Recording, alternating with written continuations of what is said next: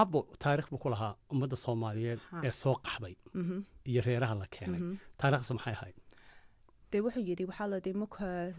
civil warkii ka bilaabay Soomaaliya waxaa la dee dadkan oo dhan waxaa lala sameynayaa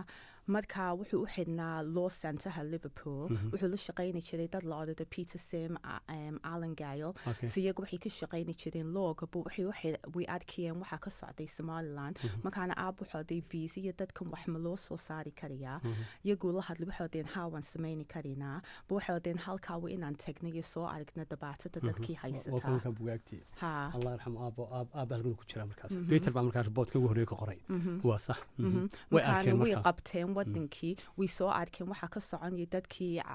عدلتي وحي وشرين ما كانوا وحي عددين وحالا دي وين عن دد كان سوق حينا سو ما كانوا وحي بلاوين إني ددك ودنك كانان ما كي ددكي ودنك كانين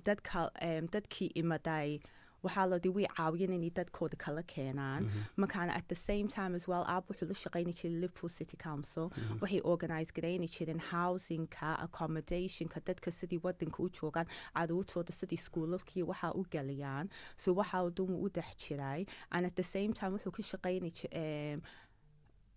shaqayni jiray Liverpool Merseyside Somali community aab wuxuu one of the founders